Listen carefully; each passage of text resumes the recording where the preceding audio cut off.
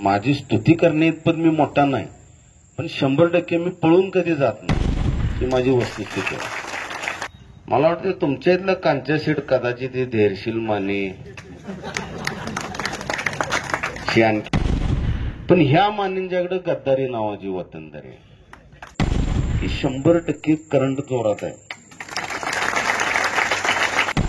जर हे त्यातलं आहे, ज्योतिष पाहणार, भविष्य पाहणार, जर समोरच्यांना शास्त्र समजत नसेल तर शस्त्र पण वापरलं पाहिजे. त्यांच्या इथंच एकनाथ शिंदे आले होते आणि त्या शाळेच्या बिल्डिंगच्या प्रिमायसेसच्या जवळूनच अमाप पैशाचा वापर झाला होता आणि त्यानंतर यांची सीट निवडून आली. त्या जंगलामध्ये मोगली होऊन चालत नाही, तिथं टार्झन म्हणून फिरायला लागते. भाजपचं पालन पोषण करण्यासाठी भाजपला जर सर्वोच्च खुर्चीवर बसवायचे असेल तर इथून पुढचं आर्थिक राजकारण स्टेबल ठेवण्यासाठी महाराष्ट्र राज्यातील हा शक्तीपीठ महामार्ग. ह्यांना अजित पवार कसे चालले, ह्यांना एकनाथ शिंदे कसे चालले. अशाच नवनवीन अपडेटसाठी डिजिटल कोल्हापूर चॅनेलला सबस्क्राईब करायला विसरू नका. गावामध्ये आपल्या मूलभूत हक्कासाठी, न्याय मिळवण्यासाठी अखंड गाव जमा झालेलं आहे. एक ठराविक लोकांनी माझं एक अतिशय चांगल्या पद्धतीनं वर्णन केलं. मी सर्वप्रथम शिवसेना जिल्हा प्रमुख या नात्यानं त्यांचे एक आभार मानतो, पण त्यांना उद्देशून एक सांगतो, माझी स्तुती करणे इतपत मी मोठा नाही, पण 100% मी पळून कधी जात नाही, ही माझी वस्तुस्थिती आहे.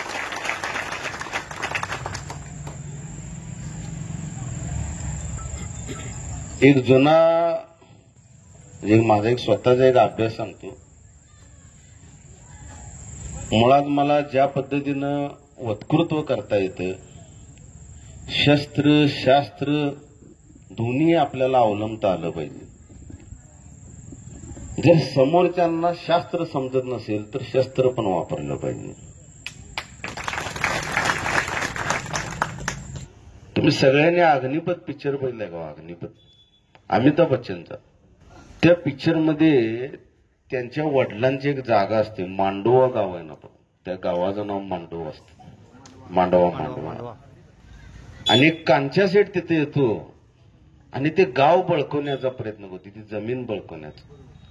मला वाटतं तुमच्या इथलं कांच्या सेट कदाचित हे धैर्यशील माने, आणखीन कोण माने बंधू कोण आहेत, मला नाव माहित नाही, कशाला घ्या. आणि वस्तुस्थिती सांगू का, पूर्वीचा जर प्राचीन काळातला इतिहास बघितला 150 वर्षापूर्वीचा, तर माने यांच्याकडे वतनदारी होती, जहागीरदारी होती माने या आडनावाकडे.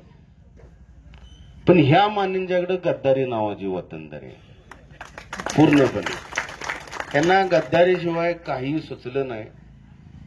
सन्माननीय आमच्या नेत्या रश्मीताई ठाकरे, विशाल तुम्हाला माहित नसेल, मी त्यावेळी जागेवर होतो, तर त्या बिचारीने ह्या धैर्यशील मानेंना स्वतःच्या हाताने, म्हणजे ठाकरे परिवाराच्या सुनेनी स्वतःच्या हाताने शिरा दिलेला आहे. म्हणजे एक आपला एक लहान भाऊ या नात्यानं आणि आपला एक खासदार इथं आलेला आहे, पाहुणचार कसा करायचा, तर त्या बिचाऱ्यानं स्वतः किचनमधून प्लेट हातात आणली. ह्या महाराष्ट्र राज्याचं तख्त चालवणाऱ्या एका परिवारातील एक अतिशय चारित्र्यवान कीर्तिवान स्त्रीनं, सन्मान्य उद्धव साहेबांच्या मिसेसनी त्यांना स्वतःच्या हाताने शिरा दिला होता. त्या शिराचं त्यांनी काय केलं, काय पाडणं पिडलं सांगा. म्हणजे यांच्याकडून आता विशाल म्हटले त्या पद्धतीनं की यांच्याकडून आपण काहीही, म्हणजे यांनी काही बोध घेण्यासारखं ह्या माने परिवाराकडे काय नाही. यांचा मुळात इतिहास काय, त्या धैर्यशील मानेंच्या धाकट्या भावाचा इतिहास काय, लहान भावाचा इतिहास कदाचित कोणाकोणाला माहिती असेल. त्यांच्या घरात आणखीन कोण कोण खासदार होती त्यांचा पण इतिहास चांगला छान इतिहास माहित असेल. चुकून माकून शिवसेनेमध्ये आले आणि उद्धव साहेबांच्यामुळे, पक्षामुळे, पक्षाच्या कार्यकर्त्यांच्यामुळे, शिवसैनिकांच्यामुळे अगदी आपल्या गावागावातल्या माता भगिनींच्यामुळे ही धैर्यशील माने निवडून आले. आम्ही होतो त्यावेळी राबायला.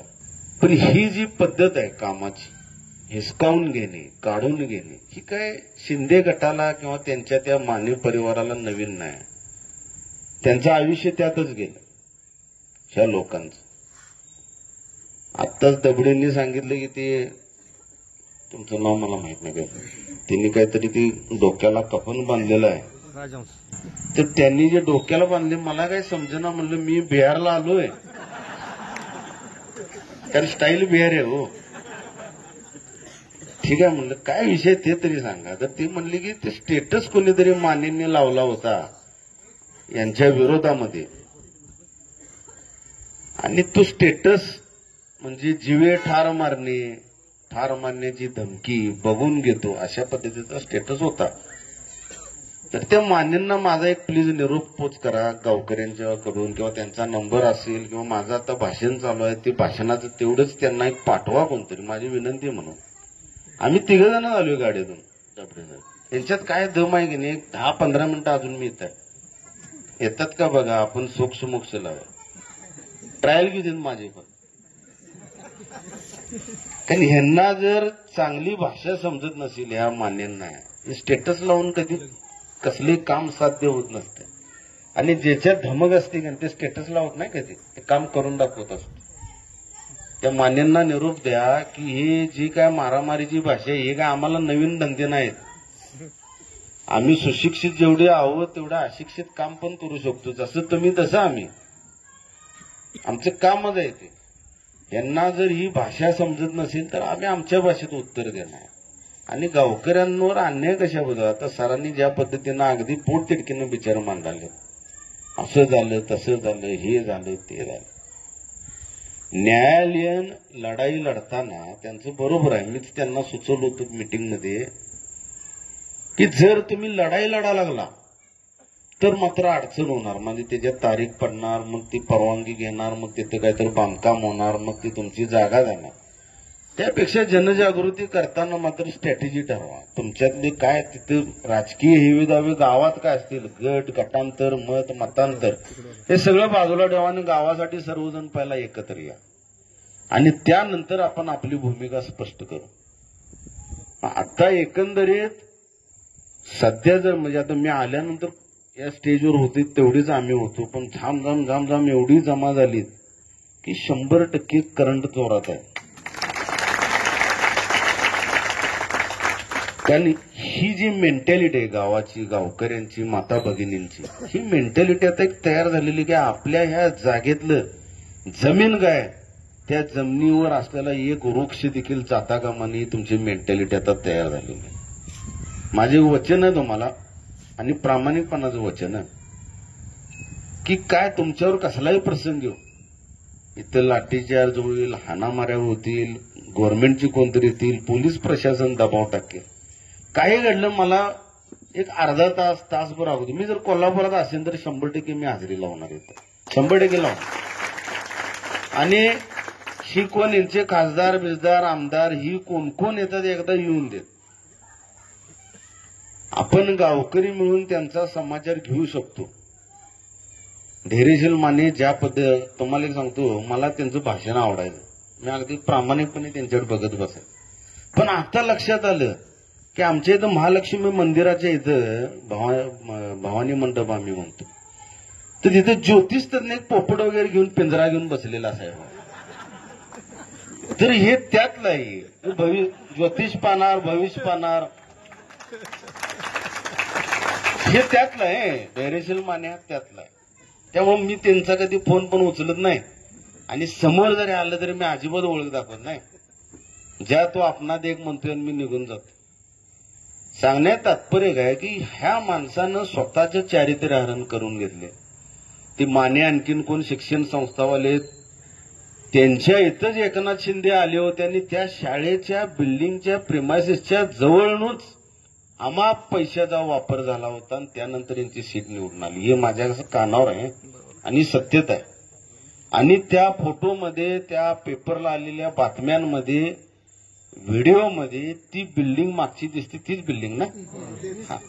म्हणजे ऍक्च्युली आता काय करायला पाहिजे, ती पवित्र भूमी घाण झालेली आहे या एकनाथ शिंदेच्या आगमनामुळे.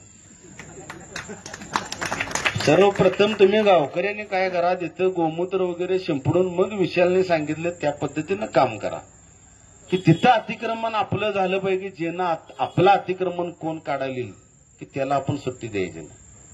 मग तो शासकीय अधिकारी असो किंवा कुठल्या तर पक्षाचा, त्यांच्या पक्षाचा पदाधिकारी असो. इथून पुढच्या काळामध्ये तुम्हाला हे आता जो तुमचं जे आंदोलन आहे, जे काय उपोषण आहे, हे अतिशय तीव्र केलं पाहिजे. सरकारला जाग येणार नाही, कारण सरकार निद्रिस्त अवस्थेत असलेलं सरकार आहे. यांना कुणाचं काही देणं घेणं नाही.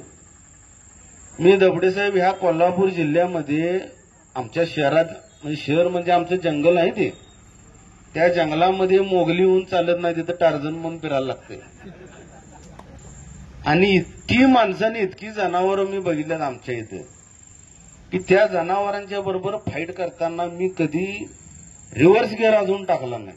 त्यांना प्रत्येक वेळी मी झुंज देतात.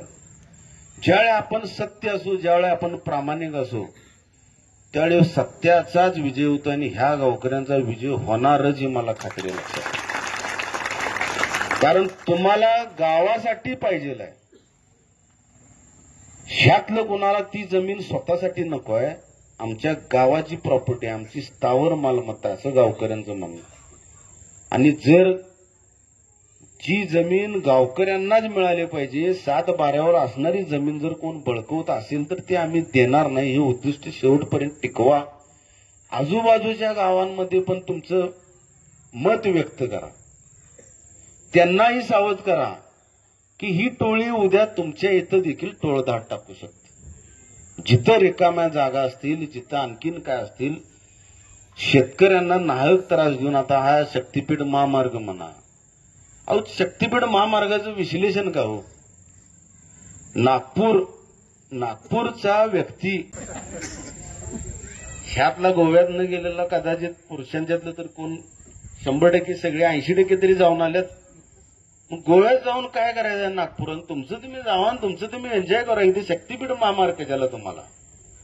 आणि मार्गाचं नाव बघा, शक्तीपीठ, म्हणजे ऐकणाऱ्याला असं वाटलं पाहिजे की अरे वा, किती फार म्हणजे अभ्यासू चिकित्सक आणि हिंदुत्ववादी आहेत की शक्तीपीठ. अहो इतकंच जर असेल तर 12 शक्तीपीठ आहेत, 12 ज्योतिर्लिंग आहेत. भारत देशामध्ये जितके शक्तीपीठ आहेत त्या शक्तीपीठ महामार्ग, ह्या महामार्गाला पैसा खर्च करणार ते तिथे द्या. आपली मंदिरं डेव्हलप करा, रस्ते डेव्हलप करून दळणवळण चांगलंच पाहिजे, हे मान्य आहे. आमचा काही विकास कामाला विरोध नाही. आमचा विरोध आहे तो तुमचं जी काय ध्येय धोरण आहे, तुम्ही यातून पक्षासाठी माया जमवणार आहात का? पक्षासाठी तुम्हाला फंड पाहिजे का? भाजपचं पालन पोषण करण्यासाठी भाजपला जर सर्वोच्च खुर्चीवर बसवायचे असेल तर इथून पुढचं आर्थिक राजकारण स्टेबल ठेवण्यासाठी महाराष्ट्र राज्यातील हा शक्तीपीठ महामार्ग आणि गेले कित्येक वर्षे ह्यांचा हा प्रयत्न आहे. ह्या पंचवार्षिक मध्येच ज्या हे म्हणजे स्वतःला हिंदुत्ववादी आम्ही कट्टर हिंदुत्ववादी सरकार, उद्धव ठाकरे हे आता मुस्लिम दार्जिन झालेले आहेत, बॅकवर्ड दार्जिन झालेले आहेत, ह्यांना जरासं बाजूला करा. ह्यांना अजित पवार कसे चालले, ह्यांना एकनाथ शिंदे कसे चालले? म्हणजे ह्या लोकांना काय पाहिलंय? फक्त सत्ता आणि पैसा आणि पैसा आणि सत्ता. सत्तेतून पैसा आणि पैशातून पुन्हा सत्ता. माझं पुन्हा एकदा आपल्याला विनम्र आव्हान राहील आणि वचनी राहील की 100% आम्ही शिवसेना पक्ष, आम्ही तुमच्या सत्तेच्या बाजूने राहू. इथं काही झालं तरी सायमन गो बॅक होणार, एवढं लक्षात आहे. सायमन गो बॅक हा भारतीय उत्क्रांतीचा मूळ शब्द आहे. ज्या ज्यावेळी इंग्रजांनी अटॅक केला या भारत देशावर, ज्या ज्यावेळी इंग्रजांनी अतिक्रमण केले, ज्या ज्यावेळी इंग्रजांनी निष्कारण फायरिंग केलं, त्यावेळी सायमन गो बॅक नावाचा एक शब्द तयार झाला आणि तो शब्द आता तुमच्या बोर्डारांना माने गो बॅक म्हणून टाका. एवढीच आपणास शब्द देतो, अभिवचन देतो आणि थांबतो. जय हिंद, जय महाराष्ट्र.